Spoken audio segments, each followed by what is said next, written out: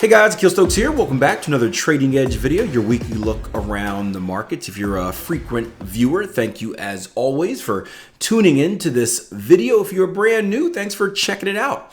Either way, if you guys haven't done so already, do a few things for me. One, hit that like button and show me some love. Two, make sure you subscribe if you're new. That way you don't miss the next upload. Awesome, we've got some pretty cool news coming out about a potential live event that we're going to be doing. So make sure you stay in the loop so that you can join that live event. It's been about 3 years, I think, since we've done one of our massive workshops, but one is in the making. I don't have a date yet, so I don't want to put it out there, but it will be coming soon, so make sure you stay in the loop. Today, I want to start with the Euro Aussie, and I really want to follow up, or I guess continue on a conversation that really started our trading week, right? Each Monday, we have a Q&A session on our platform, tier1trading.com, and we start off the week talking about divergence. The question was really the difference between hidden divergence and regular divergence, and when you use what and how you use which. And that stemmed into the conversation of really in general, how to use divergence as a trader. So I want to pick out a few examples this week and show you a little bit about divergence trading. And we're going to start here on the Euro Aussie. And the Euro Aussie is actually a pair that we visited last week. And this week I have a different opinion. And you may be asking yourself, Akil, how can you have a different opinion? Just last week you were looking one way, now you're thinking another way. Well, it's based on what the market gives us. See, as traders, we are mercenaries. We don't want to get stuck in our ways of thinking and hoping and making emotional decisions and being stubborn for our ego about what we think is right.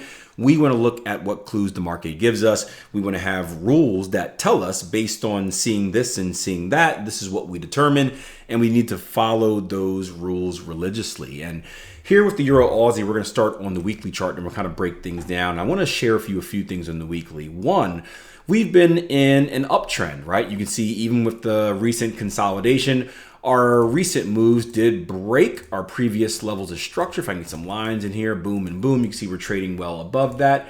And our recent move was a new structure high, right? So identifying a new structure high allows us to predict that price is likely to continue higher.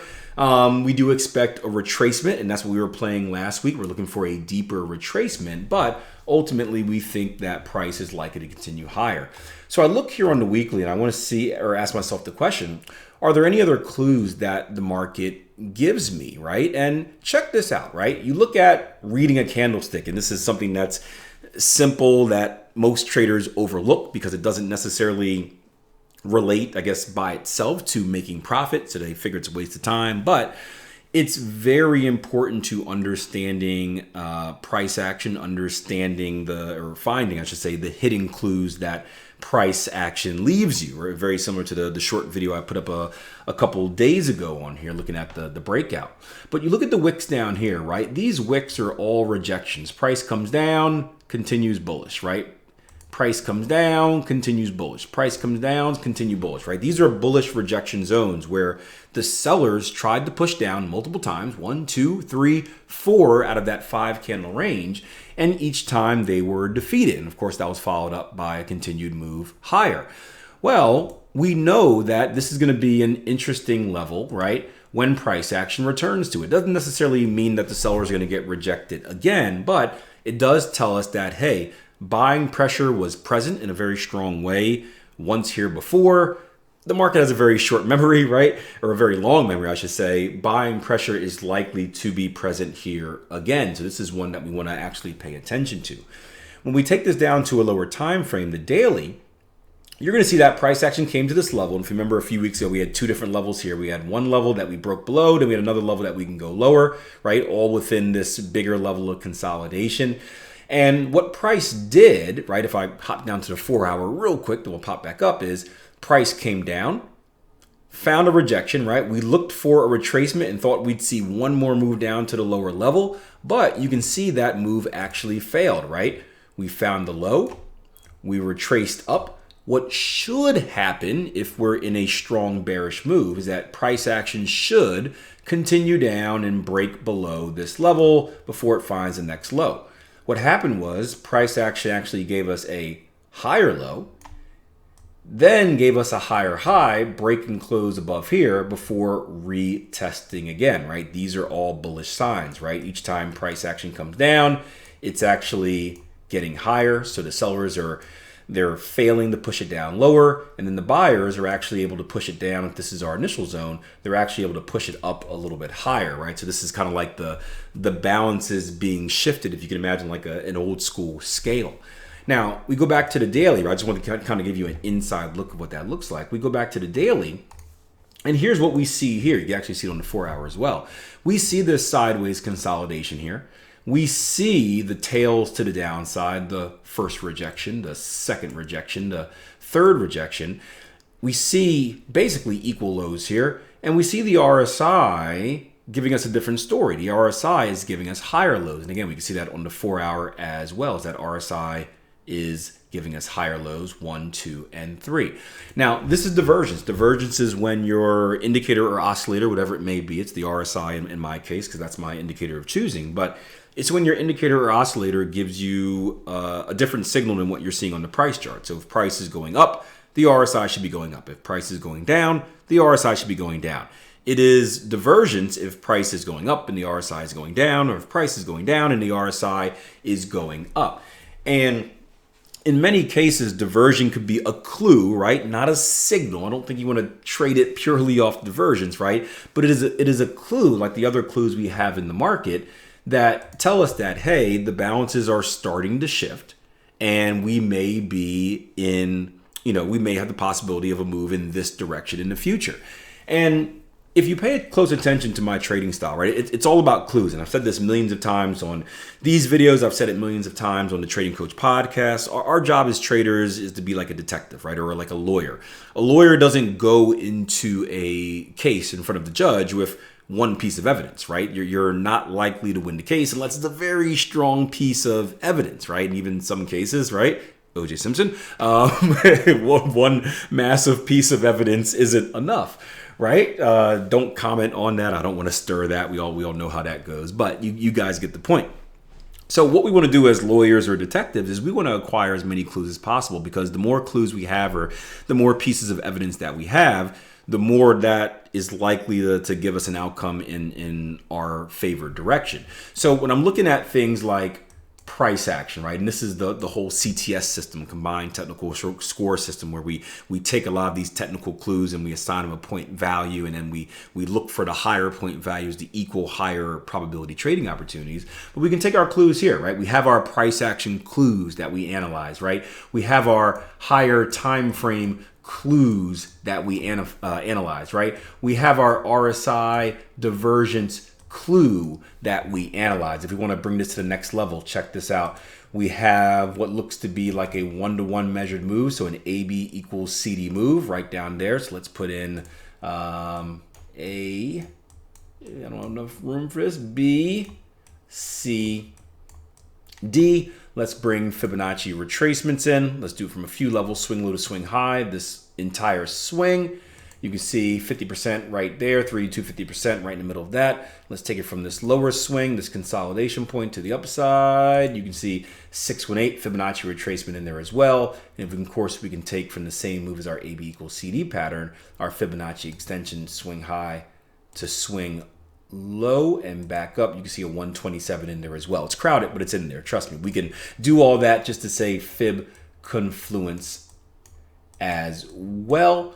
And then all of a sudden we have one thing, right? But when we look at this, we have 1, 2, 3, 4, 5 different clues here that tell us, hey, this is a good trading opportunities. And this is called the combined technical score. Again, we have a kind of a generic layout for you to follow, but what I encourage traders to do is kind of make it your own. So after you learn how to trade the markets, find what's important to you, whether it be AB equals CD, or equal even handled numbers, or equal measured moves, or volume. Which reminds me, let's bring in volume too. I bet there's I can almost guarantee we're at a high volume level. But look, yeah, right at the highest volume level, this little dotted line shows the max volume. So we can add that to our CTS checklist as well. Again, it's really cool because it ensures that, one, you're looking for the same technical tools in the market each and every time, which means consistency in your analysis.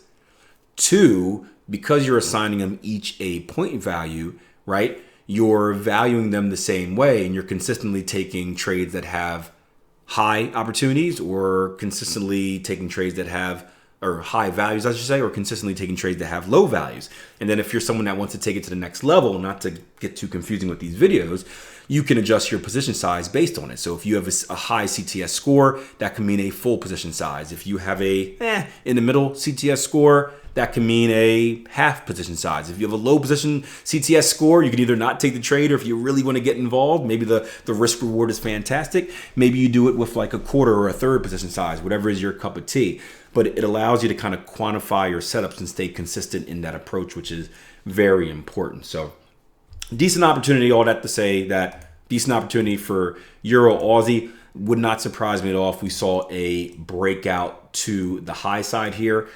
As always, different ways to trade this. If you're an aggressive trader, we have an inside bar break right here. Maybe you wait for a higher high, higher close, and get involved prior to the breakout if you want the max risk reward. If you're a little bit more conservative, the best way, in my opinion, is always to wait for confirmation. So wait until we break out, and then just like in this situation right here, right?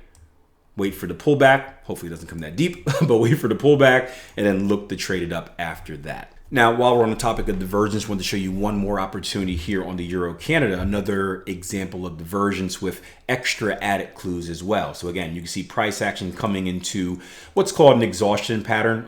When we have a high momentum move, as you can see this massive candle here, right? We had a busy news week in the market, I guess we can say. But you can see the slope start to kind of bend off, right? Becomes less steep, a direct move down followed by a continued push lower, but more stair-steppy, more gradual than before. Again, we can look down at our indicator minus the relative strength index, as I mentioned earlier, and you can see that price is continuing to make lower lows. However, our RSI here not only went oversold, but is also making higher lows. So that's some divergence.